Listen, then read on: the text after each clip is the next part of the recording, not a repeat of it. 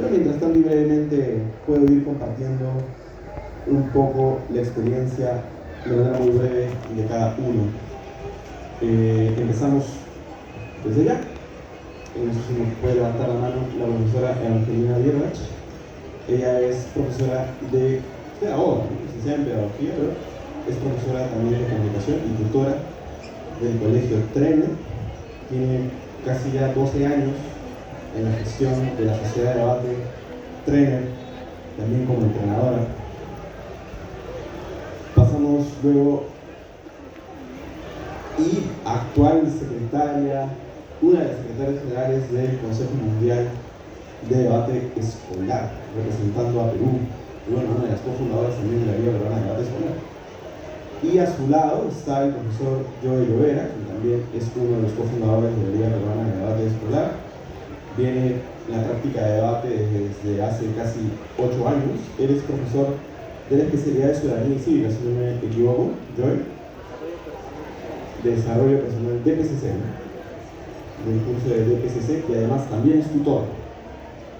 Y pues está a cargo del proyecto junto con sus estudiantes de la Sociedad de Debate del Colegio Juan del Arco de Ando, que es una de las pocas instituciones educativas públicas en el Perú que trabaja la práctica del debate. Luego tenemos a Felipe Centeno. Él es actual director académico de la Liga Peruana de Debate Escolar y profesor de debate en el Colegio Ale. Felipe ha tenido la oportunidad, a diferencia de sus antecesores, de poder practicar debate como escolar, ¿no? Desde allá por el 2013.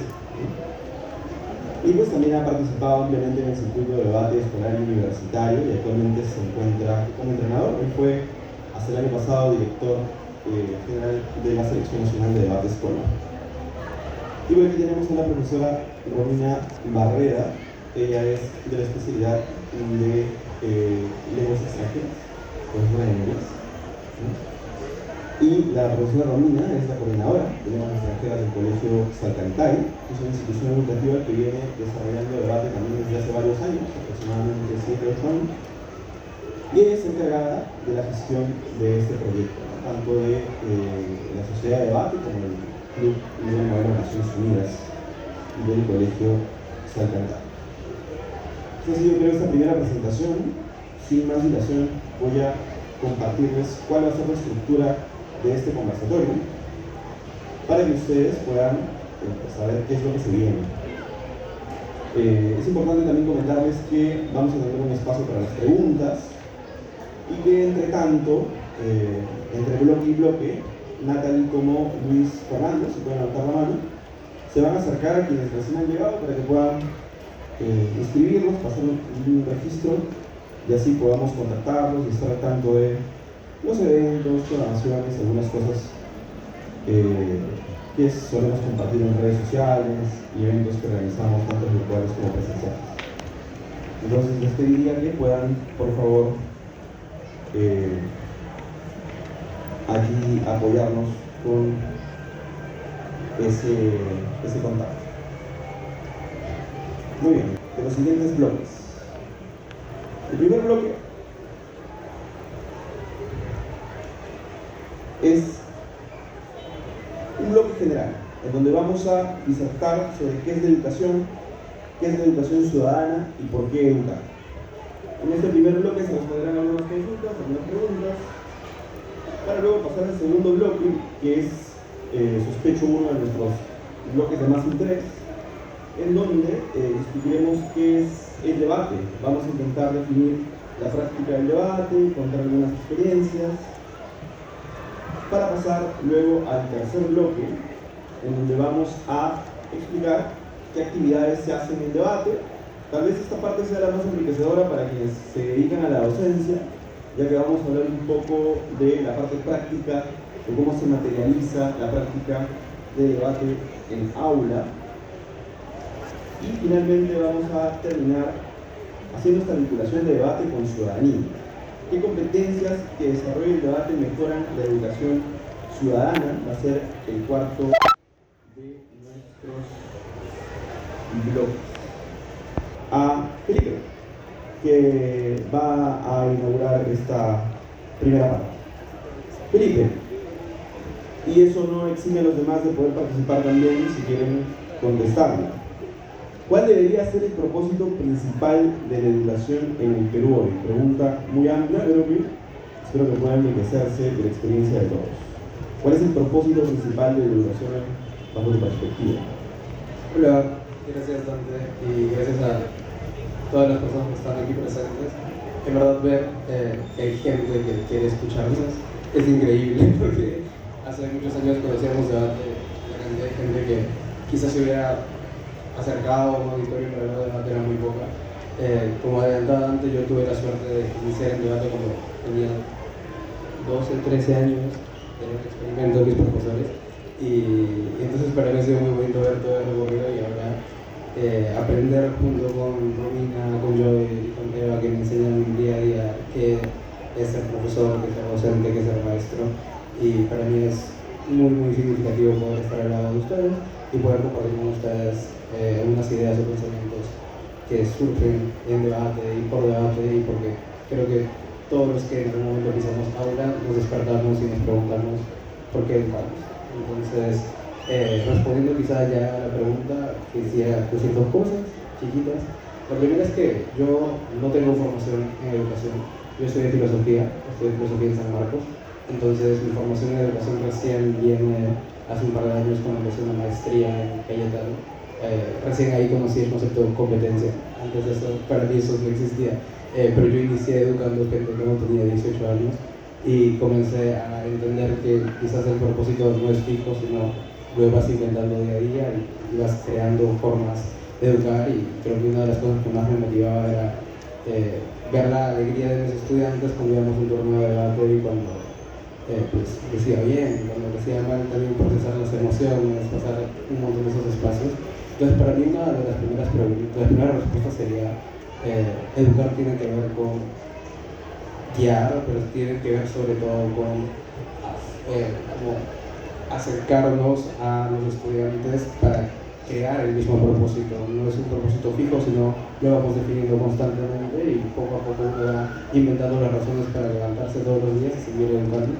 Y lo segundo es que, pues como yo no estudié educación, nunca me había visto a mí mismo siendo profesor, nunca me había visto a mí mismo delante de un aula y cuando yo inicié parándome frente a un aula me sentí un traidor porque yo odiaba el colegio cuando estaba en el colegio. Para mí era muy difícil acercarme a, por ejemplo, tomar exámenes, acercarme a estudiar. Para mí era muy difícil. Aquellos que me conocen saben que me escapaba del colegio constantemente.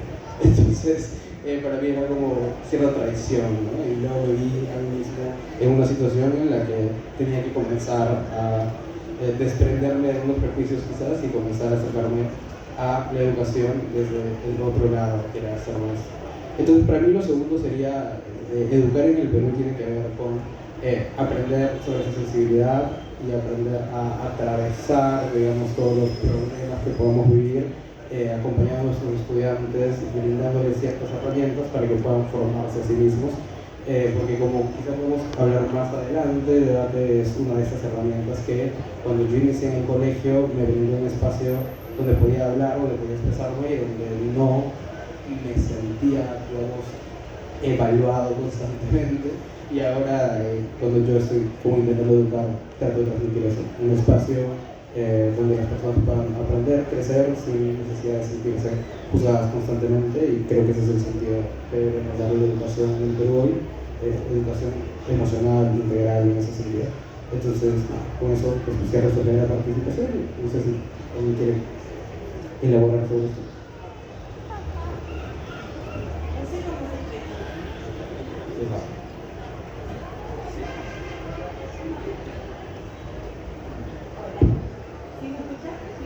Sí, sí. Como para, o sea, me parece una gran responsabilidad, Felipe, pero como para aportar un poquitito más, creo que es un espacio de acompañamiento.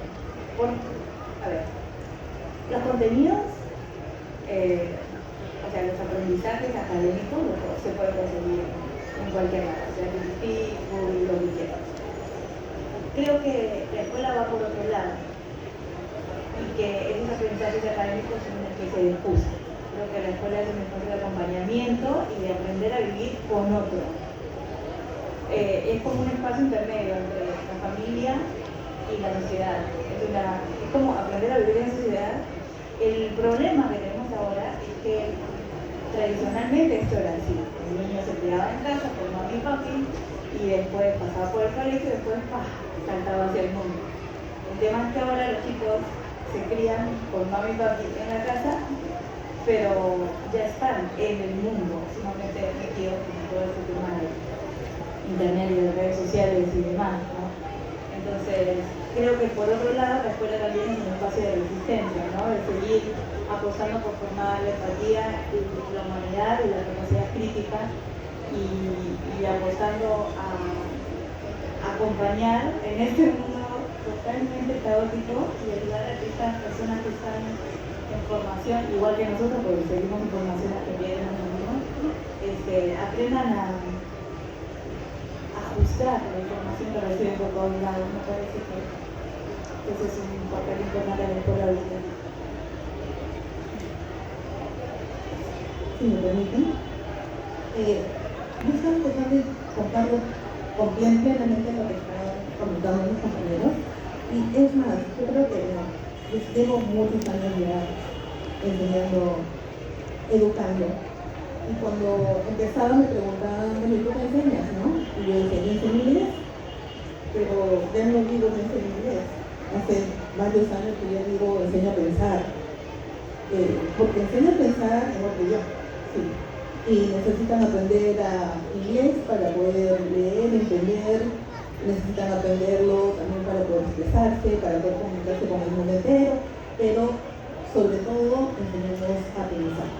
Entonces la educación parte de ahí, pero no solamente es eso. Creo que enseñar a pensar es importantísimo en la sociedad de ahora, importantísimo, pero también hay que enseñar a amar, hay que enseñar a vivir en sociedad, hay que enseñar a cuidarse físicamente y hay que enseñar a desarrollar la voluntad, ¿no? O sea, la voluntad es súper importante y creo que ese todo, mirar a toda la persona en todas sus dimensiones, hacen que esta carrera sea tan linda, ¿no? Tan bonita, tan importante para la sociedad. O sea, si yo salgo a la calle y veo algunas cosas y digo, parece ser profesora, ¿no? Para evitar que eso siga pasando, o para lograr que las chicas con las que trabajo, porque yo trabajo en un colegio solo de mujeres, pero el colegio hermano solo de varones, y en conjunto buscamos eso, ¿no? Buscamos que lo que hacemos desde clase, apoyando a los alumnos, pero también apoyando a las familias, porque ahora ya no se puede educar solamente al niño que se sienta en el aula, sino tienes que aportarle a la familia también para que puedan guiarlo, empujarlo, sacarle brillo a su potencialidad, ¿no? Pero enseñarle a querer y a querer bonito, ¿no? En la sociedad, en la familia, en los amigos, entre los amigos. Entonces, creo que ahora es todo eso y nos valemos de ciertos contenidos, de ciertos temas, de ciertos proyectos para lograr todo eso que es bastante, pero en el día a día se va haciendo tan bonito. Por eso creo que ya siento ahora que mi carrera es como mucho más, digamos, trascendental de lo que sentía cuando al principio de mis primeros años pues, me preocupaba más de la gramática, del control comunicativo y del constructivismo, ¿no? Ahora ya es más completo y debate también, ¿no? Y todas las actividades que trabajamos en el colegio o que trabajamos también como cada profesor, todo lo que hacemos va sumando, ¿no? Entonces, educar va mucho más allá de solamente enseñar y creo que por eso es que ahora para la sociedad es tan valiosa esta oportunidad. Gracias por esa respuesta. Yo creo que también quiere agregar algo aquí. Sí, quería saber si te escuchabas. El día domingo estuve reunido con la primera generación de debate que tuvimos, eso es hace 8 años. Y tenemos un chat donde normalmente compartimos triunfos, compartimos noticias de cosas que nos pasan, ¿no? Y una de nuestras estudiantes estaba terminando ya su carrera de economía, trabajando en el Ministerio Público, ¿no? Haciendo prácticas allí, ¿no? Y un poco conversábamos cómo es que habíamos empezado todo este debate y cómo es que la escuela está yendo, ¿no? Y yo les comentaba algo que creo que viene a acotar con todo lo que viene diciendo mi colega, mis compañeros, ¿no? Nosotros tenemos dentro del área de DPCC, yo enseño primero y secundario, entonces pasamos, y es un colegio público de mujeres. Las chicas pasan de sexto de primaria a primero y secundario, y algo que siempre les pasa, que detectamos desde el área de desarrollo personal, es que hay un problema de adaptación, porque primero están en primaria, es una sola docente que les enseña a nivel de primaria, pero es como conocimientos básicos generales, pero luego pasan a secundaria, y secundaria ya no tienen una profesora, tienen 10 docentes, cada uno de ellos asume que su curso es el más importante, les dejan actividades en gran medida, les dejan para investigar, y eso como que terminan colapsando los estudiantes, ¿no? Y nuestra primera clase que tenemos es una lectura que dice Cerebro Adolescente, y en esa lectura explica cómo es que las adolescentes, y en general los que son adolescentes, están en formación y están pasando por un proceso de adaptación, cómo su cerebro, ¿no? De toda la parte del cerebro, el lóbulo temporal es el que menos se desarrolla, es el que se desarrolla al final, y que además el sistema límbico hace de que se colapse con una serie de hormonas, y es el que está cada vez más sensible. Y en esa lectura se le explica también de que el lóbulo frontal es aquel que se encarga de razonar y tomar decisiones, y que el sistema límbico se encarga de regular las emociones. Entonces concluimos en esa lectura con las chicas del primero de que una adolescente, una persona cuando entra en la adolescencia, primero no razona muy bien, porque tiene como la loca idea de que estudiar de madrugada o hacer las tareas de madrugada es bueno porque hay silencio, que para ellos parece lógico, pero están perdiendo horas de sueño.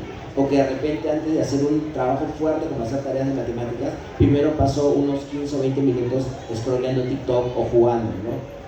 Y piensan de que eso es como muy lógico para ellos, ¿no? O que de repente, si yo llego 5 minutos tarde, mejor ya no voy al colegio, ¿no? Y son razonamientos que para estas personas son lógicas, pero en realidad no lo son, ¿no? Y eso pasa, se les explica, porque no están acostumbradas a razonar, o esa parte de su cerebro todavía no está desarrollada para tener ese pensamiento profundo.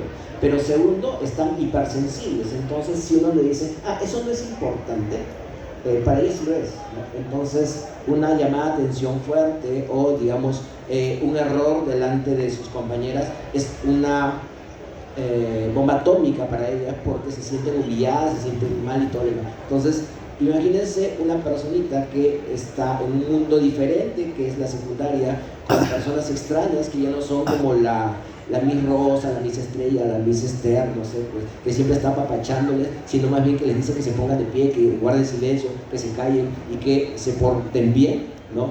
Y que el juego desaparece de pronto en la secundaria, ¿no? Todo ese tipo de cosas hace que uno tome malas decisiones y segundo, pues se sientan horriblemente mal, ¿no? Y la explicación y conclusión que ellas terminan dando es que frente a toda esa circunstancia deberían fortalecer este pensamiento o este cerebro o esta parte del cerebro que no está del todo desarrollada. Y justificamos a partir de eso por qué razón es que tienen tantas actividades, tareas y cursos, ¿no? O sea, yo creo que al final la educación, si bien es cierto, sirve para orientar a los estudiantes hacia un futuro mucho más provechoso, creo que también tiene que ver con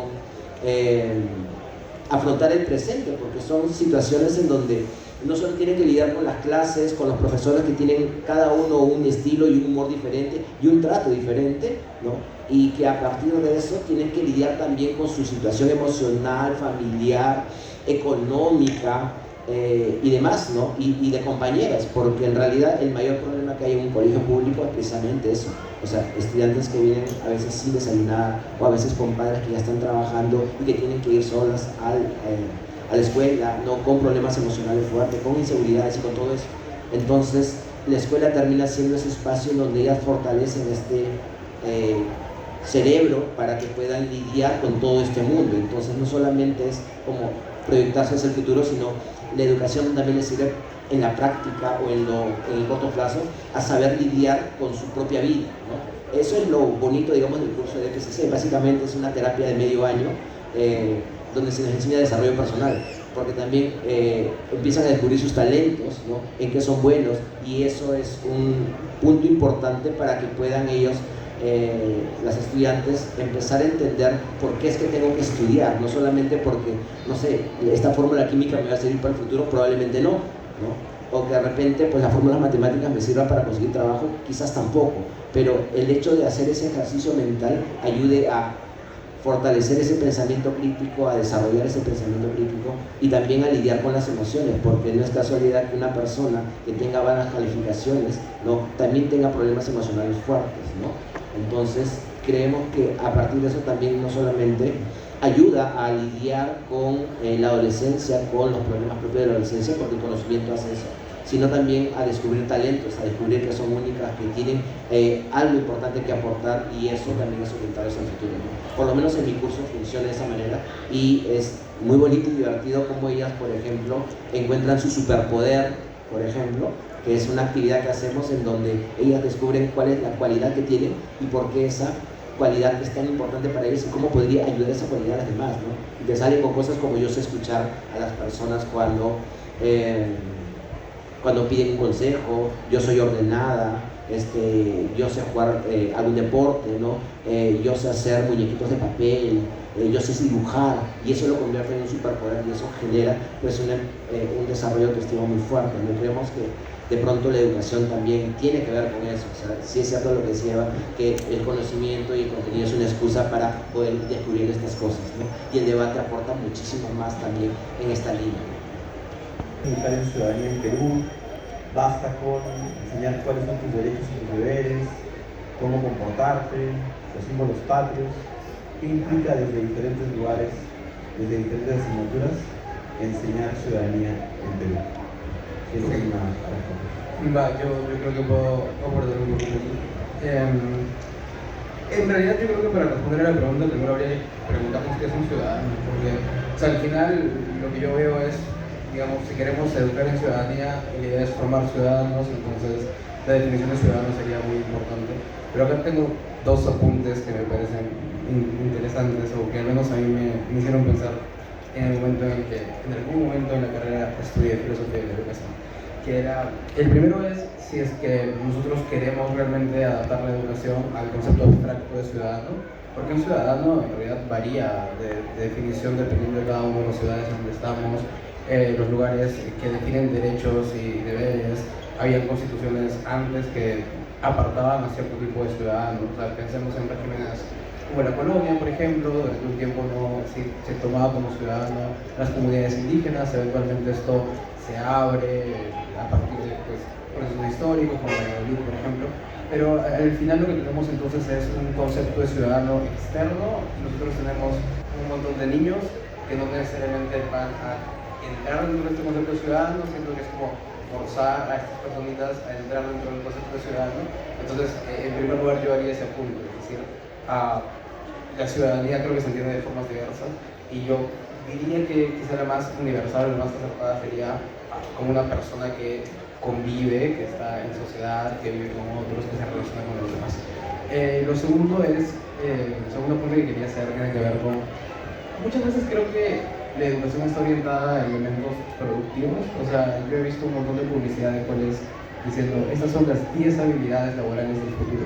Entonces yo no sé si es que lo que tenemos que hacer es crear como personas que tengan este tipo de habilidades, adaptando a las personas a las habilidades que el futuro demanda, olvidando que muchas veces somos quienes creamos el futuro, es decir, todos compartimos y vamos creando sociedad en conjunto, y las acciones que tomamos ahora dentro de clases, fuera de clases, en debate, fuera de debate, van construyendo el futuro que queremos crear, ¿no? Entonces, en algún sentido creo que la idea de construir ciudadanía, crear ciudadanía, tiene que ver con no necesariamente adaptar a los seres humanos que tenemos a un modelo de ciudadanía fijo, ya normativo si quieren, sino y empezar a impulsar conductas, virtudes, si quieren, valores que puedan ayudar a la convivencia, y a partir de ahí creo que se empieza a gestar la ciudadanía. Entonces, en resumen, lo que diría es el concepto de ciudadano. Yo creo que es aquel que convive en una ciudad, y la forma en la que construimos ciudadanía dentro de clases o dentro de aula o dentro de debate es dotando a nuestros estudiantes de herramientas que les permitan a ellos construirse a sí mismos junto con los demás, y no haciendo el proceso inverso, que es tomando una lista de competencias, si quieren, que luego los niños tienen que alcanzar para alcanzar, sino invertir esta idea, crear ciudadanos desde abajo hacia arriba y no desde arriba hacia abajo.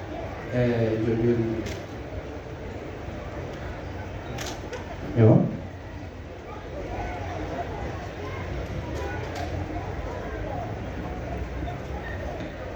Ahora sí, espero que no me funen. Yo me quedé centrada en el punto de educación de la ciudadanía en Perú. Creo que conocer derechos y deberes están súper bien, pero en abstracto no, no tiene mucho sentido. Yo me sé el preámbulo de la Constitución de memoria, lo que no me convierte en una buena ciudadana en ninguna medida. Creo que en Perú, más allá de los aprendizajes académicos de la Constitución, derechos, deberes y garantías y demás, tenemos que pensar en reconocer al otro y en valorar al otro, no tolerar, sino darnos cuenta de que cuando crecemos juntos, que por separado, destruyéndonos unos a otros, nunca vamos a ir a ningún lado. Entonces sí creo que la educación ciudadana en Perú tendría que tener como uno de los centros así más fuertes, reconocer al otro y valorar su punto de vista, su riqueza como persona, ¿no? Eso por un lado, y por otro lado es enseñar como muy fuerte dos cosas. Una que tiene que ver con que las cosas no siempre fueron así, sino que cambiaron, y si cambiaron en el pasado pueden volver a cambiar. Y lo siguiente es que yo como persona tengo poder de cambio.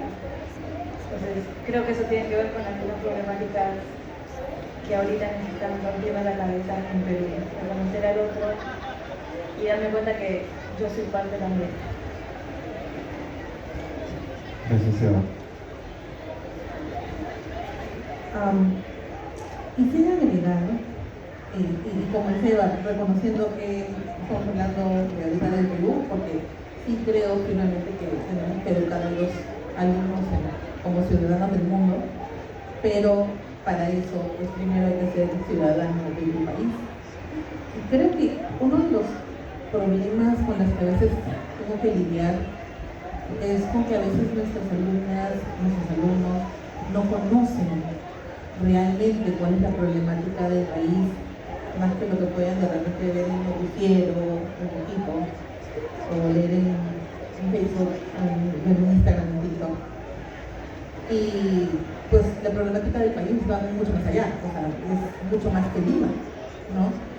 Entonces, por eso es tan importante que conozcan primero esto, que entiendan, que lleguen a analizarlo, que lleguen a interiorizarlo y que desarrollen la empatía suficiente como para sentir, ¿no? Que no solamente se trata de vivir en mi pequeña micro sociedad, ¿no? O a veces incluso en una burbuja bonita, sino que pues alrededor nuestro hay mucho más de eso, ¿no? Y empezar a pensar, o sea, desarrollar la responsabilidad y el respeto suficiente como para que empiecen a ser buenos ciudadanos desde lo cotidiano, ¿no? Desde lo chiquito, desde mi salón, en mi casa, en la esquina, con el señor que me atiende en un restaurante o con quien sea alrededor, pero tratando de pensar también en ir más allá, porque tenemos que ser buenos ciudadanos desde chiquitos. No se trata de cuando yo salga del colegio voy a ser un buen ciudadano, no, tienen que ser buenos ciudadanos desde pequeños, ¿no? Tratar con respeto y con responsabilidad y o sea, tratar a las personas como deben ser tratadas y como les gustaría ser tratados también, ¿no? Por otro lado, creo que también es muy importante fomentar esa participación, ¿no? Ir, como te decía, más allá, no solamente ser bonito, sino, ¿y qué más puedo aportar? ¿Y qué más puedo hacer? ¿Y qué puedo hacer desde mi lugar? Pero también qué me puedo plantear hacer a futuro, ¿no? Cuando termine el colegio, cuando ya sea un adulto. Creo que eso también ha ido cambiando porque ahora veo que hay mucho más interés en lograr ser más o que solo ser contenido.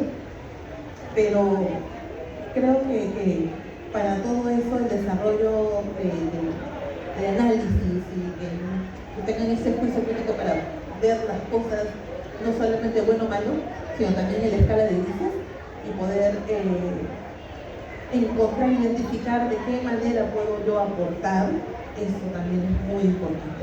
Entonces, creo que educar al ciudadano es darle esto, ¿no? O sea, sí, claramente enseñarle qué es lo que pasa alrededor, o situarlo, ubicarlo, dónde está, y puedes desarrollar en ellos responsabilidad, respeto, empatía. Es como básicamente una terapia psicológica durante la mitad del año y la otra mitad se llama ciudadanía cívica. Nosotros enseñamos la democracia como forma de gobierno y la democracia como forma de vida. Y entonces nos orientamos a esa parte de la ciudadanía en donde no estamos solamente explicando cuáles son estos poderes del Estado, cómo funcionan y demás, sino más bien nos orientamos a actividades que puedan servir como una práctica activa, ¿no? Por ejemplo, en el tema de conflictos, nosotros tenemos una actividad que se llama Un Día Sin Conflictos, en donde los estudiantes deciden qué día deciden no tener conflictos entre ellas ni con los profesores. Implica comprometerse a llegar puntuales para que no les regañen, que vengan con el informe correctamente arregladas, que ese día no se peleen, que ese día colaboren entre todas, no se levanten la voz, que estén pues bien con los profesores y con las auxiliares, ¿no? Y que todo les vaya bien, ¿no? Y se ilusionan con eso, ¿no? Al final fracasan porque nunca falta alguien que discute, pelea, pero el hecho de que ellas mismas digan, oye, hoy es un día sin conflicto, no nos peleemos, y empiecen a tratar de resolverlos, es una bonita experiencia, que al final quede en la experiencia y lo que se les pide como tarea es un informe, o sea, que una suerte de texto de que si ellos realmente consideran que como si lograron ese día sin conflicto, qué herramientas utilizaron, etc., ¿no? Y eso les permite a ellos, por ejemplo, tener como una probadita de cómo sería un mundo sin conflicto, ¿no? Y la pregunta final es, ¿tú crees que se podría tener un día sin conflictos? En la mayoría de casos dicen sí, porque dicen, nos falta un poquito para sí tenerlo, ¿no? Otra cosa que hacemos, por ejemplo, como actividades es, le dejamos como 3 noticias que han sucedido, que están en un libro de hace tiempo, ¿no? Y donde ellas son como, ahora tú eres la presidenta del Perú y tienes tú a 5 ministros, ¿no? Entonces, ¿cómo resuelves esto siendo presidente del Perú, ¿no? Hay un derramamiento de mercurio en Cajamarca, creo que pasó, y intoxicaron como a 700 personas, y la minera incluso le pagó como 1000 soles a cada persona. ¿Tú qué harías como presidente, ¿no? Y se le explica y ella se indigna y dice, yo haría esto, y en base a eso van como intuyendo o de alguna manera informándose sobre qué hace un presidente, qué hace el Congreso, qué hacen los ministros, etc. Y al final uno les cuenta que el gobierno no hizo nada, que quedó ahí y ya, ¿no? Y dicen, ¿por qué no lo hicieron, ¿no? Y empiezan esos cuestionamientos, que cuando nosotros hablamos del gobierno tendría que ser una cosa crítica, ¿no?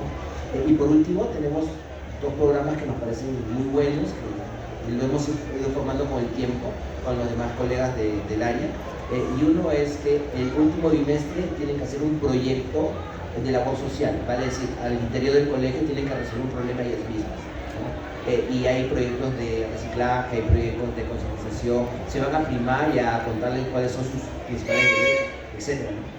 Y por último tenemos esta elección de del municipio escolar, en donde las chicas de tercero forman partidos políticos con la profesora y diseñan planes de gobierno, ¿no? Y a partir de eso se eligen de manera natural o aparecen de manera natural en las listas candidatas. Entonces hay todo un proceso de más o menos como 3 o 4 meses en donde hay toda esa participación que ayuda mucho a comprender la ciudadanía, más que simplemente, como decía Felipe, recoger ideas para decir así tengo que comportarme, ¿no?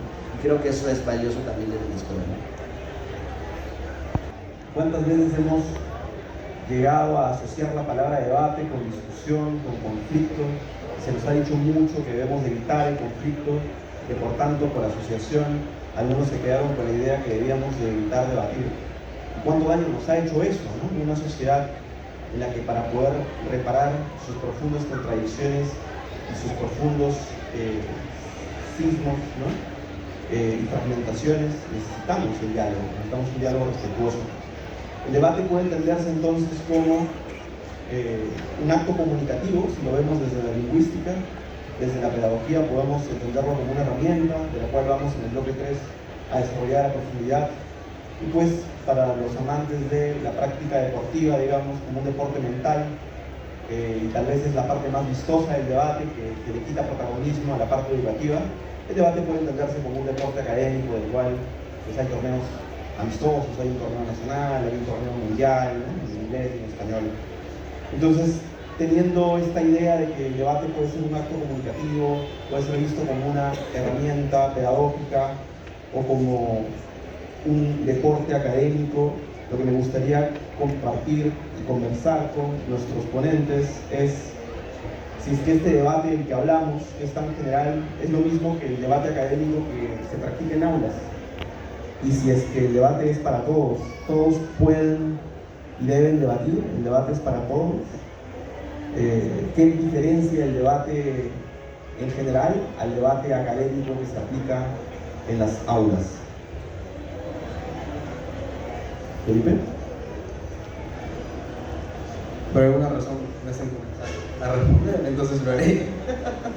Bueno, para mí el debate es muy difícil de definir, o sea, voy como 13 años en esta actividad, entonces es como, ha pasado por muchas etapas en mi mente. Yo pensaba en un momento que el debate era un espacio solamente competitivo, en algún momento pues fue mi espacio de conflicto, porque discutía con mucha gente, a cada rato peleaba con mi equipo cuando perdíamos, entonces sí fue un espacio de conflicto, también fue bastante competitivo.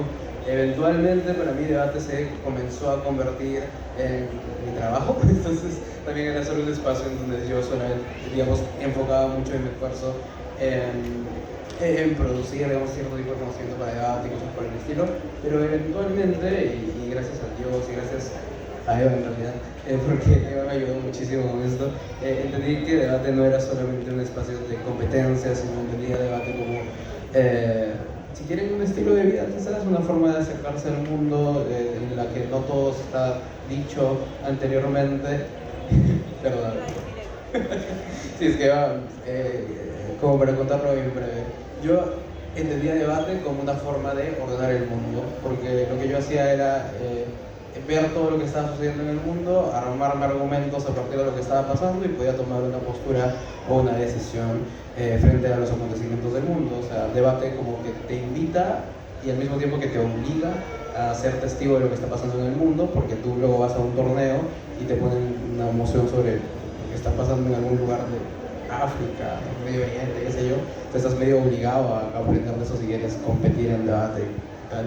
Entonces yo decía, el debate me ayuda a entender el mundo, pero un día estaba triste por razones que no recuerdo y le dije a Eva, estoy triste, y Eva me dijo, ¿cómo vas a estar triste si estás cambiando el mundo? Entonces Eva lo que me dijo fue, debatimos para cambiar el mundo, y de ahí en adelante como en mi mente hubo un choque de ideas muy grande, porque era yo debatía para entender el mundo y Eva venía y me decía, debatimos para cambiar el mundo. Entonces si me preguntan qué es debate, yo diría, es una forma de cambiar el mundo, pero al mismo tiempo diría que es una actividad que me llenó de pasión por el tema de la competencia y es bastante difícil para mí definirlo. Creo que el Dante ya es un esfuerzo interesante, debate competitivo, formatos, dos equipos compitiendo para ver quién gana, debate como estilo de vida, enfrentarse al mundo para tratar de entenderlo y cambiarlo, o debate como una herramienta dentro de aula para que sea detonantes de preguntas y que los niños, niñas, adolescentes puedan activar el cerebro y comenzar a aprender más cosas. Entonces, creo que el debate es muy amplio en ese sentido. Así es. ¿El debate es para todos, ¿no? ¿Quiénes deben debatir? Hola. Después de 17 participaciones conseguimos prender el micrófono a la primera. Conseguimos, yo, perdón. Creo que el debate es para todas las personas del universo. Más que nada porque es una manera vivir y de entender y de transitar la vida, ¿no? Darme cuenta de que el otro no está en mi cabeza, que mi punto de vista no es el único, ni el mejor, ni el más válido, ni el más correcto, y que para convencer a alguien necesito explicarle de dónde viene mi pensamiento, porque el otro no está en mi cabeza. De nuevo, sigo con esta idea de reconocer al otro como persona, ¿no? Y entender que el otro tiene otro punto de vista y que si me lo explica lo puedo entender. A la hora de la hora puedo elegir cuál creo, con distintos criterios, ¿no? Cuál creo que es el mejor, pero entender que el otro también piensa y que sus ideas no caen del cielo, sino que tienen un sentido. Creo que el debate nos ayuda un montón para eso. Y creo que la sociedad sería muchísimo mejor si podemos entendernos de esa manera. Y por eso creo que debatir no tiene que ver con cierto perfil de alumno o ciertas habilidades, sino que tiene que ver con una manera de transitar la vida. Explicar por qué pienso lo que pienso, de investigar, de hacerme entender y de escuchar. No es que se necesite alguna habilidad en particular, ¿no? Joel, ¿qué diferencia el debate competitivo, el académico, el que se hace en torneos, pero también en aula, de un simple intercambio de opiniones? ¿O tú crees que es lo mismo? Bueno, se supone que un debate competitivo está orientado a ganar, ¿no? Pero en general, nosotros por ejemplo en la escuela, por lo menos yo hago eso. Yo llevo 8 años en esta cosa del debate. No fue mi idea, ¿no? En principio, la sociedad de debate Hub se formó por dos estudiantes, Antonella Luc y Dayan Hilari, que en algún momento me buscaron y dijeron: profesor, queremos hacer un grupo de debate, porque queremos competir, etc. Yo dije, pero esto es más grande, entonces, ¿no? No solamente es competir, es expresarte, etcétera, ¿no? Nosotros, por ejemplo, dentro de la sociedad de debate, no lo vemos como una suerte de competencia. Nosotros nos ponemos serios recién cuando pasamos a las fases finales. Después estamos jugando, no sé, nosotros tenemos una mascota que se llama Joao, le tomamos fotos, es un peluche, ¿no? Y venimos y debatimos con un peluche, estamos ahí, si bien es cierto, aprendiendo de las nociones y demás. Normalmente hacen dedicatorias a sus lápices, a Cerati, cosas como esas, en una onda en donde yo, porque eso alguna vez le hemos preguntado a las chicas, y coinciden siempre las mismas generaciones en eso, es un espacio de expresión, ¿no? En donde yo puedo expresarme libremente sin que me estén juzgando. Tienen 8 minutos para decir lo que quieran, ¿no? Ahora, esto como es a nivel de aula y a nivel de competencia. Creo que se desarrollan las mismas habilidades, sino que los objetivos son distintos, ¿no? Como les digo, yo tengo 8 años haciendo debate y obviamente demanda mucho tiempo, demanda estar sábado, domingos, fines de semana, ¿no? En este momento hay miércoles de debate, o sea, las chicas están debatiendo en este momento, ¿no? Y es una forma de vida quizás, ¿no? Pero esto orientado a la educación también sirve. Yo, por ejemplo, utilizo herramientas de debate para que los estudiantes aprendan a justificar. Esa cosa que dice, justifica tu respuesta, las chicas tienen 4 mecanismos para hacerlo. O sea, justificando la respuesta a partir de un sistema que es muy sencillo, que es Arey. Perdón que te corte, pero justo de actividades y prácticas. Pero en general, creo que lo que sucede con la escuela y con la competencia no difiere mucho, salvo que tienen objetivos medianamente distintos. Uno es como querer ganar, querer competir, querer desarrollar habilidades de ese tipo de competencia, y lo otro es desarrollar pensamiento crítico. Muchas gracias. Ahora, para terminar esta ronda y pasar a la parte de actividades que hacen debate, me gustaría preguntarle a Romina, ¿cuál es la diferencia que ha visto entre sus estudiantes que practican debate y aquellas que no? ¿Hay algún cambio de mentalidad? Uy, qué buena pregunta, en verdad, sí, hay mucho. Hay una gran diferencia. No, pero antes de pasar a eso, quería puntualizar la diferencia más importante que veo entre un intercambio de opiniones y el debate competitivo son los nervios. Definitivamente, eso es lo más importante para mis alumnas, son los nervios, porque luego de eso, pues, tenemos que enseñarles a argumentar su postura tanto en un torneo como en cualquier intercambio de opiniones, ¿no? Pero bueno, yendo a la pregunta que me hizo antes, sí, hemos visto una gran diferencia, ¿no? En principio, cuando nosotros empezamos, pues las niñas le tenían mucho miedo a hablar, ¿no? Le tenían miedo a hablar y no sabían escuchar, no sabían escuchar. Recuerdo claramente un entrenador del colegio del Pamayo diciéndome, tus niñas son buenas para hablar, pero no escuchan. Y yo, tiene razón. Entonces, pues me empujó muchísimo a mirar eso y a trabajar eso desde las aulas, desde el tercer grado, lo pusimos en currícula, ok, ¿cómo trabajamos? Que aprendan a escuchar. Y luego fuimos entendiendo que nosotros se trataba de escuchar para entender la idea principal o lo que venga a pedir la actividad en sí, sino para aprender a escuchar y respetar que son puntos de vista distintos, que no todo el mundo va a pensar igual que yo, y que no necesariamente como yo pienso que es el mejor mundo, realmente termina siendo lo mejor, ¿no? Entonces, estas niñas ahora, claro, ahora lo trabajamos mucho más desde el colegio, desde las aulas, pero las que hacen debate competitivo no solamente escuchan con mucha atención, sino que aceptan claramente que el punto de vista es distinto. Eso ya lo damos por hecho, ellas ya claramente dicen, ya pienso diferente que yo. Luego tienen esta idea de, ok, ahora ¿cómo lo convenzo de que no? De que su razón, o sea, que tiene razón, puede tener razón para él, pero ¿cómo lo convenzo de que mi punto de vista también es muy bueno, también es muy válido o también es relevante? Y por último, incluso tal vez el más importante, porque eso es lo que yo veo que ellas tratan de hacer, incluso cuando hablan con los profesores, incluso cuando quieren pedirnos algo, cuando algo no les parece justo, pues tienden a ser ellas las que salen a hablar, ¿no? Tienden a ser ellas también las que se les puede pedir en cualquier momento, necesitamos que hagas un video de esto, ¿te parece? Ya mismo. La idea es decir tal cosa, ¿no? O mencionar tal cosa, como tú quieras. Ya mismo. Y luego ellas van y lo dicen muy fluidamente, muy naturalmente. No tengo que escribir nunca un guión de a ver cómo lo puedes presentar. No, es, Reina, di lo que tú creas que debes decir. Tú sabes cómo lo hacemos, sabes lo que queremos mostrar, sabes lo que queremos enseñar, sabes lo que queremos decir.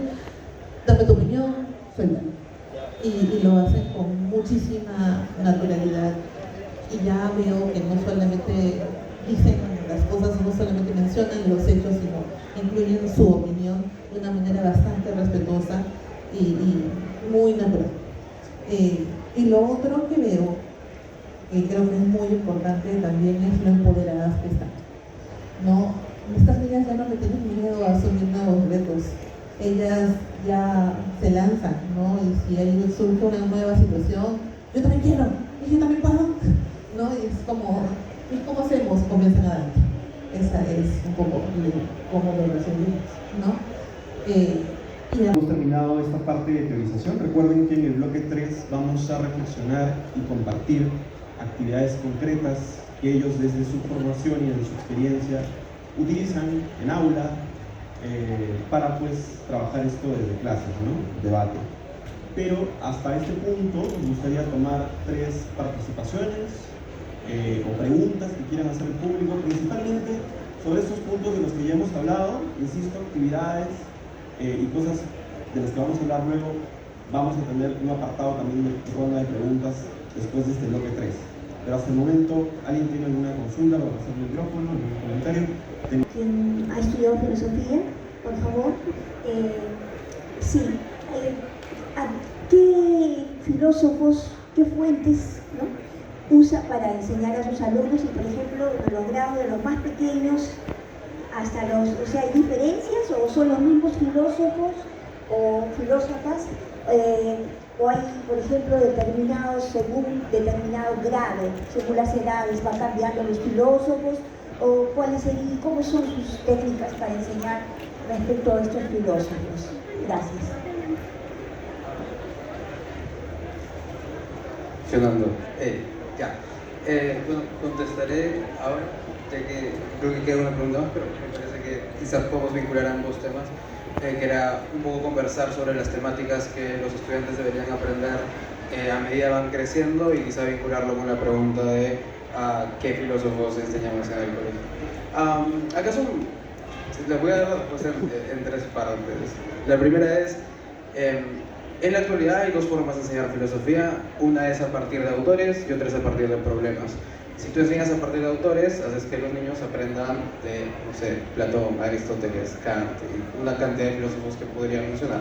Pero por otro lado, si quieres que los niños aprendan a partir de preguntas, a partir de problemas, entonces la idea es plantear esos dilemas que existen, ¿no? Por ejemplo, ¿qué es un buen comportamiento? Por ejemplo, ¿cómo deberían organizarse las sociedades, los estados? ¿El voto debería ser obligatorio o no debería ser obligatorio? Y elementos por el estilo, que curiosamente son mociones de debate. Muchas veces hemos debatido si Perú debería tener una votación opcional o debería seguir siendo obligatoria, o otras ocasiones hemos discutido sobre modelos económicos, ¿no? Si el modelo, no sé, liberal es bueno o malo, si tiene más beneficios que perjuicios, etc. Entonces, muchas de estas discusiones normalmente yo las oriento no a nivel de autores, sino a nivel de preguntas, porque muchas veces darle a un niño un autor para que lea no es la mejor forma de acercarse a debate, ni a la filosofía. Yo creo que la filosofía surge a partir de la curiosidad y a partir de preguntas y respuestas que uno va planteándose. Entonces, enseñar filosofía creo que no tiene que ver con dar contenido, sino enseñar filosofía tiene que ver con que los estudiantes aprendan a hacerse las preguntas correctas y guiarlos al momento de hacer estas preguntas. Lo segundo que quería decir es con respecto a los temas.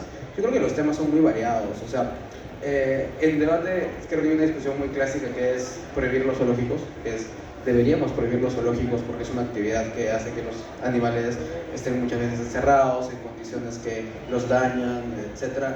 Y eso da para una clase de filosofía, hablar sobre especismo, hablar sobre si solo la racionalidad del hombre es lo que le da dignidad, o hay otros elementos como el dolor que ayuda a poder reflexionar sobre otras formas de vida que también sienten.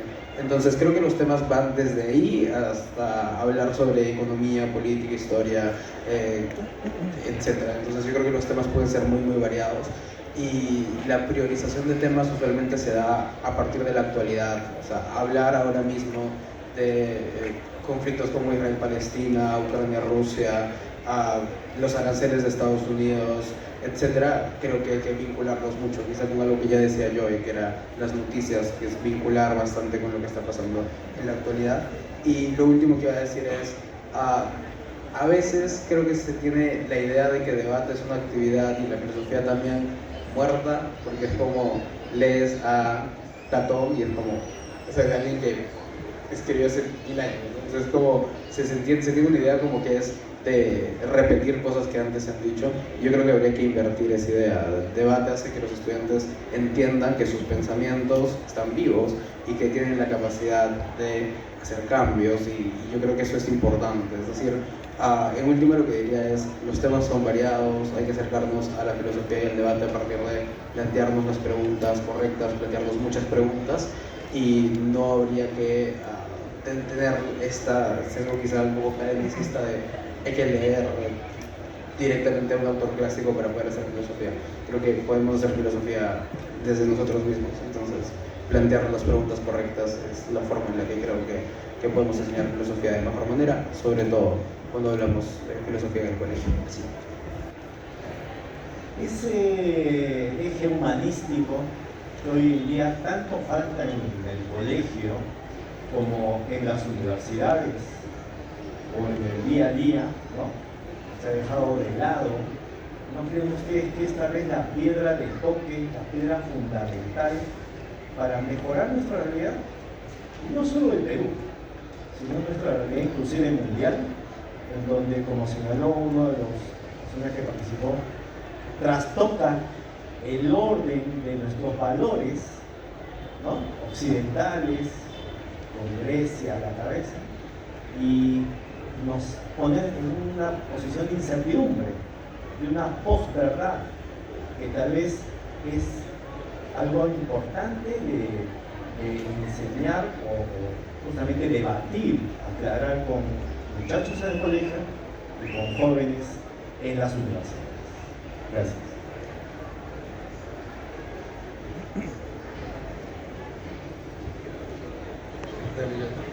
Hola, ¿qué tal? Sí, yo creo que acá es la oportunidad para hacer un par de disclaimers, ¿no? O sea, dos aclaraciones importantes. Primero, la forma como, no sé yo, pero creo que también colegas entienden el debate, es como una forma de expresión, ¿no? O sea, yo tengo estudiantes que practican debate desde quinto de primaria, sexto de primaria, desde hace más o menos unos 4 años, ¿sí? Yo tengo chicas de sexto de primaria que tranquilamente debaten a nivel competitivo, ¿no? Y la forma de ellas de ver el mundo es como, no es que como muy intelectuales, sino más bien es como su forma de expresarse y de opinar, ¿no? Y si bien es cierto, hay una suerte de investigación, de retórica que tienen que tener, sobre todo lo sienten como una forma de expresarse, ¿no? Y de pronto los temas no son, para abordar a ellos, por ejemplo, no es tanto como aprender filosofía o aprender mecanismos del Estado. Por ejemplo, nosotros tenemos una moción que dice: esta casa, siendo Barbie, abandonaría Barbieland para irse al mundo real para siempre, ¿no? Y es una película de Barbie, pero cuando ellas empiezan a debatir, hablan de derechos de la mujer, hablan sobre la realidad, sobre cuáles son los beneficios de vivir en un mundo real o vivir en un mundo fantasía. Tiene aspectos filosóficos, tiene muchas cosas que en su idioma, en su lenguaje, ¿no?, analizan, ¿no? Entonces eso creo que es bastante bueno, ¿no? Pero de pronto también no es que debate busque tener personas como políticos, como intelectuales, o que de pronto empiezan a dirigir el mundo. De pronto hay personas que están orientadas hacia ese vínculo y que están, por su personalidad, por su temperamento, querer alcanzar ciertos cargos o dedicarse a la política o a las leyes. Pero yo tengo estudiantes también que les gusta debatir, pero también les gusta estar en la banda, o les gusta marchar, o les gusta hacer deporte, ¿no? Y comparten entre eso, entre otras aficiones, eso, ¿no? Y no son como decía Eva, me estaba contando, todos los que están en debate son delegados, ¿no? Son líderes, ¿no? En el caso de nuestra sociedad no lo es tanto, ¿no? O sea, ellas practican debate como forma de expresión y en realidad sí destacan, y muchas veces tienden a convertirse en líderes, ¿no? Pero como que no es su principal objetivo, es parte de su forma de expresión, ¿no? Y entonces debate no es que forme líderes porque es parte de su objetivo. Creo que parte de eso es pensar en el mundo, pensar a razonar, y eso hace que intuitivamente empiecen a considerar cosas importantes, como por ejemplo, creo que este problema lo podemos resolver, creo que tengo algo que opinar sobre esta realidad, y empiezan a vincularse con problemáticas de la escuela, con problemáticas de la sociedad, porque empiezan a darse cuenta de realidades que antes no las tenían, ¿no? Y entonces eso es lo que también está sucediendo, pero al final el ser ciudadanos y ser mejores ciudadanos y mejores personas parte del pensamiento crítico que ellas van desarrollando. Se dan cuenta de la realidad que tienen porque aprendieron a razonar y a poder expresarse, y eso es una herramienta fundamental para poder cambiar ese mundo, ¿no? Entonces creo que va orientado en ese lado, y no tanto formar intelectuales. Creo que al final no creo que mis estudiantes quieran convertirse en intelectuales, aunque de pronto sí lo son, o sea, sí desarrollan esas habilidades para investigar, para indagar y todo lo demás, pero no es como su principal objetivo, ¿no? Ellas ven eso como una forma de expresión, ¿no? Y el debate lo utilizan para eso, para esa herramienta de expresión, ¿no? Que de hecho que sí hay personas que por su temperamento y su carácter quieren dedicarse a ese tipo de cosas, ¿no? Nosotros tenemos estudiantes que han terminado en Derecho, pero también hay personas que han terminado pues en Economía o pues en Medicina o en alguna otra rama de la ciencia que no necesariamente tiene que ver con la materia dura de debate. Creo que sí desarrolla habilidades, pero que de pronto es parte de su crecimiento personal, y que el hecho de que puedan tomar ese tipo de decisiones ya depende de cada una de ellas, ¿no? Creo que lo que él mismo dijo, ¿no? Hay muchos temas de ética en debate que se discuten, muchos. Y eso permite que los alumnos cuestionen, ¿no? Evalúen y por último empiecen a reforzar sus virtudes, sus propias virtudes, en base a lo que vienen trabajando, en base a lo que vienen discutiendo o debatiendo. Hace que salga ahí, bueno, yo creo en esto, yo creo firmemente en esto otro, y empiezan también a asumir una nueva postura. Entonces creo que el debate es esencial también en ese sentido para poder desarrollar esa humanidad de la que está hablando el participante. Muchas gracias.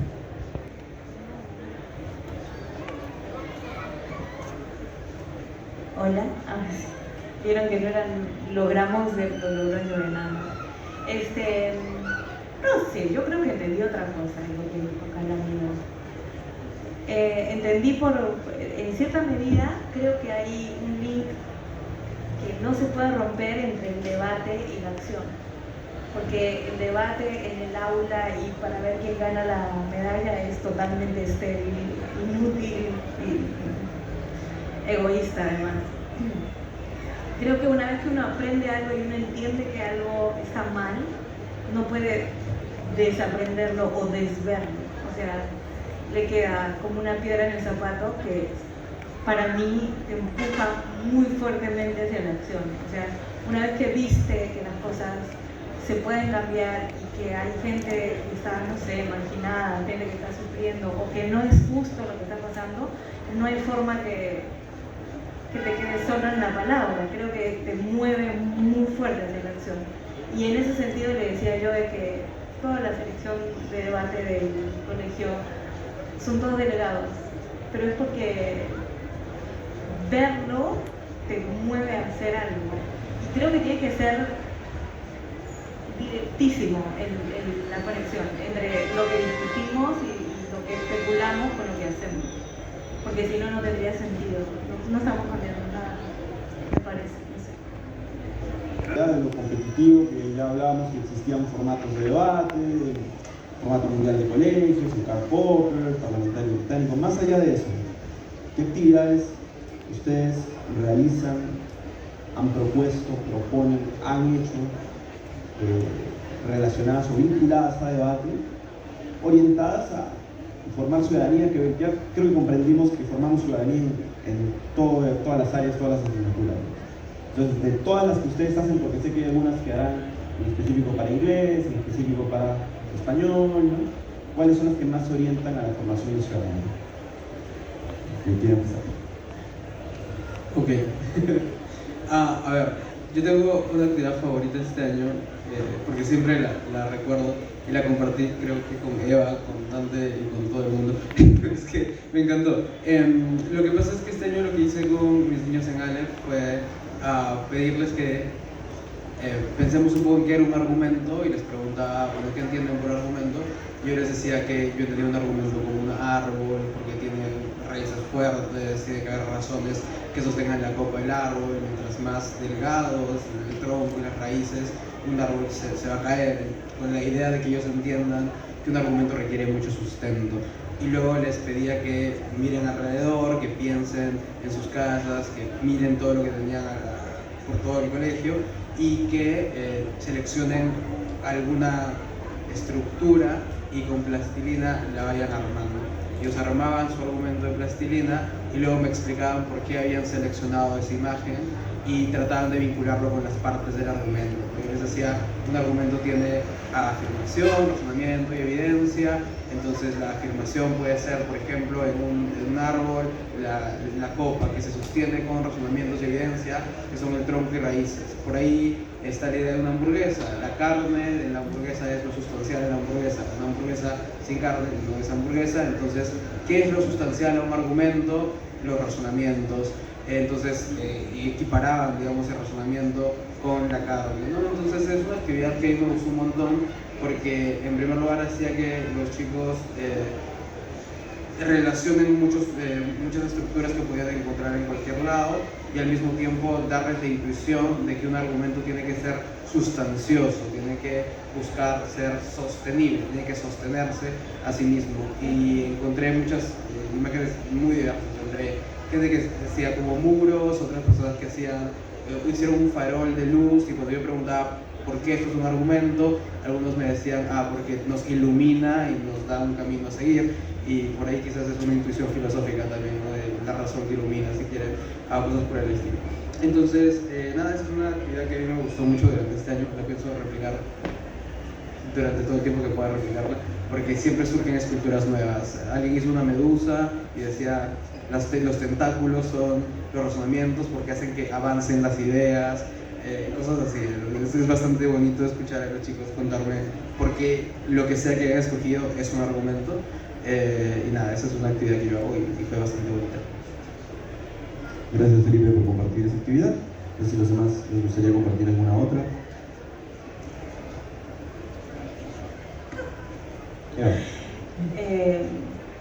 De nuevo, no sé qué tanto, o sea, a ver, una actividad relacionada con debate, pero no centrada en el debate, sino que tenga como fin ayudar a formar una mejor ciudadanía. Creo que casi todo lo que hacemos en el colegio puede orientarse por ese lado, como por ejemplo, en mi colegio hay un torneíto que se hace desde hace 7 años, creo, 6, 7 años, organizado completamente por las personas de la sociedad de debate, que son desde adjudicación hasta equidad, y que también pues sean en los encuentros y le dan feedback a los demás. Entonces, ¿en qué sentido creo que es una actividad que podría ayudar a formar una mejor ciudadanía? Porque están ejerciendo el liderazgo y porque, por ejemplo, sobre todo en los feedback, ¿no? ¿Cómo decirle a alguien ganaste o perdiste de una manera que sea empática y que lo ayude a crecer y que no salga esa persona diciendo nunca más voy a debatir en la vida? Entonces, por ejemplo, en esa actividad, en toda esa preparación que hacen para cómo dar un feedback a un alumno de 6º grado, siendo yo un alumno de 10º, por ejemplo, creo que ayuda a ser mejores ciudadanos en el sentido de nuevo, de levantar al otro y de ayudarlo a crecer para crecer todos juntos, ¿no? Y esa es una actividad, la organización de un torneo. Muchas gracias, Eva. ¿Alguien más le gustaría compartir una actividad concreta? Ya, pero yo, desde inglés, ahorita estaba pensando en alguna actividad que yo haya hecho, porque creo que a veces es mejor hablar lo que nosotros mismos hemos propuesto, como decía antes. Y el año pasado yo enseñaba Social Studies en 5º y 6º grado, y desde ahí teníamos, hay un par de temas que me acuerdo mucho que funcionaron muy bonito. Uno era el tema de los estereotipos, ¿no? Y las chicas lo que tenían que hacer era, una salía adelante y de pronto defendía un estereotipo. Y era defenderlo, ¿no? O sea, con todas las evidencias que tú pudieras encontrar. Y luego, pues, el trabajo del aula o de cierto grupo era refutar. Entonces, había que escucharla, había que tomarle atención, tomar apuntes, y después de que ella presentara sus 2 minutitos, porque estamos hablando de 5º y 6º grado, entonces, y la idea era que pudiéramos llegar a todas, y no todas pueden hablar los 8 minutos, entonces hablamos un mínimo de 2 minutos, podían hacer 3 a 5. Entonces salían, hablaban, y después de que esta alumna escuchara, pues la idea era cuestionar para poder refutar su intervención. Y esa es una de las que me acuerdo con mucho cariño, porque las chicas salían, al final siempre como que vamos pensando un poco más allá, ¿no? Y terminas en metacognición y decir, ok, ¿y por qué es importante entender los estereotipos o defender el que hay o no hay? ¿Deben haber o no deben haber? Entonces, y sus respuestas eran como muy ricas, porque ya lo habían estado discutiendo pues a lo largo de un par de sesiones entre todas. Entonces estaban mucho más abiertas o dispuestas a entender que pues, no podemos encajonar a las personas por ciertas ideas, por más comunes que sean, o por más que crea que hay argumentos, siempre hay argumentos o siempre hay evidencias que pueden refutar que las personas son distintas, que no se puede generalizar. Eso van a tener el nivel de razonamiento de una chica de 3º o de 4º de secundaria. Bueno, y como yo enseño 5º de secundaria, les muestro cómo es que una chica de 5º de secundaria también responde. Digo, a ese nivel tiene que llegar. ¿Y cómo se logra eso? Yo utilizo básicamente 4 mecanismos que se utilizan en el debate. El primero, que tiene que ver con cómo argumentar. Yo les digo, mira, para tú, como dentro de mi curso tiene una capacidad dentro de construir su identidad, que es la competencia de DPCC, argumente éticamente. Entonces yo a partir de eso digo, entonces tienes que saber argumentar. Si tú me das una respuesta, no es suficiente, tienes que darme una reflexión. ¿Cómo es que reflexionas? Tienes que responder a su vez 3 preguntas. Si yo te pregunto, por ejemplo, ¿cómo haces tú para regular tus emociones? Y me dices respirar, no te voy a entender. Entonces tendrías que decirme a qué te refieres con respirar, de qué se trata. Segundo, eso cómo sucede en la realidad. O sea, ¿cómo es que ese respirar ayuda a controlar tus emociones? ¿Bajo qué métodos, qué haces, etcétera, ¿no? ¿Qué hay técnicas para respirar? Y eso porque es importante. Y eso nada más es un mecanismo de argumentación, que es el aire, ¿no? Y esa es una forma que van aprendiendo durante un bimestre. Durante el segundo bimestre aprenden otro mecanismo, que es que ellas tienen que dar propuestas. Y cuando no dan propuestas, nosotros utilizamos algo que se llama plan de gobierno. O sea, en el debate, cuando tú quieres plantear una moción o un cambio de la realidad, tú planteas un plan de gobierno y nosotros lo evaluamos a partir de 3 mecanismos. Decimos, ya, pero para que tú me digas que eso funciona, primero, eso tiene que resolver un problema, o sea, tiene que ser necesario. Segundo, tiene que ser idóneo, que significa que tiene que ser la mejor de las propuestas. Implica que tú vas a decir algunas otras propuestas, ¿no? Y vas a decir por qué la tuya es mejor, ¿no? Y tercero, porque es proporcional, porque el costo de hacer esa propuesta es menor a los beneficios que tiene. Y eso lo aprenden chicas de primero, y es bonito cuando ellas en grupo plantean una propuesta y hay otro grupo que tiene otra propuesta y dice, mi propuesta es mejor porque esta de acá, a pesar de que puede ser buena, la mía tiene estos beneficios y tiene este tipo de cosas. Y hay una bonita discusión en función a eso, ¿no? Y se genera un debate quizás informal, guiado, pero hay ese intercambio de ideas, ¿no? El tercer nivel que hacemos es que aprendan a refutar, a encontrar errores en el discurso de las otras personas, ¿no? Y ahí hacemos un ejercicio en donde yo le digo, bien, tienes 4 minutos para convencerme y yo te voy a decir que todo lo que tienes y todo lo que has hecho está mal, ¿no? Y que tiene un montón de errores y tienes que decirme por qué yo me estoy equivocando, ¿no? Y si tú dices, y si tú me das la razón, obviamente tú pierdes, ¿no? Y en esa dinámica las chicas empiezan a dar aportes y empiezan a discutir porque básicamente han estado discutiendo sobre eso y empiezan a defender sus ideas, ¿no? Al principio les cuesta un poco, pero después se acostumbran, ¿no? Y entonces ahí es el diálogo en donde ellas tranquilamente se paran al frente a partir de sus propias palabras. Ellas, por ejemplo, cuando hacen un trabajo en grupo, normalmente te piden hacer un papelote y pegarlo y picarlo de papelote. Nosotros no usamos papelote, ellas simplemente toman anotaciones y explican sobre eso, ¿no? Y entonces se olvidan del papelote porque al final terminan explicando lo que han discutido, ¿no? Y obviamente hay una cuestión de algunas estudiantes de timidez y todo lo demás, pero lo solucionan en función de que saben lo que están discutiendo. Entonces, ese tipo de dinámicas ayudan a formar carácter, a de alguna manera, digamos, romper el miedo a hablar en público, ¿no? Y sobre todo desarrollar el pensamiento crítico, que es creo que lo primordial para las escuelas, ¿no? Entre otras cosas, ¿no? Entonces nosotros utilizamos esos mecanismos para que ellas puedan argumentar, ¿no? Nosotros le decimos que eso es como un mecanismo, es como un arma mata profesores, ¿no? Porque los profesores, yo les digo, lo que hacen es decirte, esto es lo que tienes que hacer y demás, ¿no? Y entonces cuando explican de manera detallada, pues ya hay muchas cosas que el maestro tenga que hacer y entonces lo que hacen es forzar al maestro a mejorar también, ¿no? Entonces, por ahí creo que son estrategias que vamos a utilizar. Plantear una guía de pasos a seguir para que el alumno le sirva de preparación para un debate. Primer paso, tienes que hacer esto. Segundo paso, tienes que hacer lo otro. Tercer paso, tienes que hacer lo otro. Si en caso ustedes consideran que es conveniente hacer una guía o modelo a seguir para preparar a los alumnos a debatir, ¿cómo la elaborarían?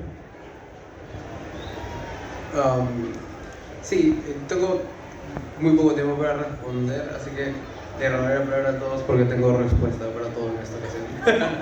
La primera respuesta tiene que ver con, ya estamos en Juliaca, es decir, vamos a tener el torneo descentralizado de debate en Juliaca.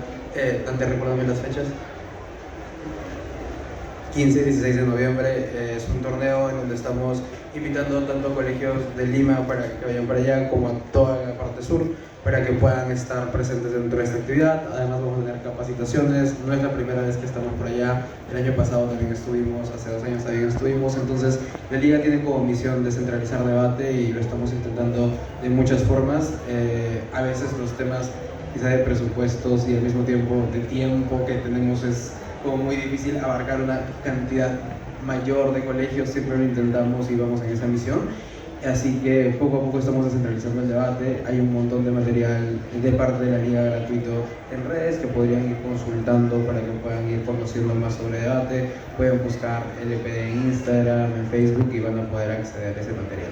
Que justo me hace responder. Bueno, sí, nos pueden contactar por Instagram, nos pueden enviar mensajitos, por Facebook también. Tratamos de contestar siempre lo más pronto posible y ya estamos ahí para lo que ustedes necesiten. Y respondiendo a la segunda pregunta, si es que tenemos que hacer una guía o algo por el estilo, de hecho ya existe, y si no me equivoco la escribió yo. Entonces la guía existe desde el 2020, 2021. Esta también es un material disponible. Como ustedes ponen en Google LPDE, CIDE Didáctica de Centro de Investigación Educativo, recursos, y les va a aparecer una lista de recursos creados por la liga para que puedan aprender sobre formatos de debate, etc. Entonces, eso es un material que está disponible desde hace mucho tiempo. Tratamos de actualizarlo constantemente y, de hecho, tenemos capacitaciones todos los meses. Entonces, si quieren sumarse a alguna de estas, pueden escribirnos para que podamos contactarnos y que puedan formar parte de estas charlas, conversatorios, capacitaciones, etc. Y, pues, sí, es necesario seguir descentralizando debate y creando más guías, más, digamos, trabajo académico y no académico para seguir difundiendo debate. Entonces, pues de mi parte, les agradezco que estén aquí. De verdad es para mí prometedor que exista gente que quiere escuchar sobre debate. Pues, nada, muchísimas gracias por todo. Muchas gracias. Les pido por favor para la mesa, para Romina, para Felipe, para Joey, para Evo, un fuerte aplauso. Y con eso damos por finalizado este conversatorio. Recuerden que tanto Luis y Natalie, ¿está por ahí Natalie? Si no se han registrado y quieren nuestro contacto, quieren recibir información de la Liga Peruana de Debate Escolar, acérquense a cualquiera de ellos para que nos registren. Si ya se registraron, les vamos a estar ahí molestando con algunos correos para que puedan acceder a esa información de la que nos hablaban. Eso ha sido todo de nuestra parte. Muchas gracias. Nos vemos en otras actividades.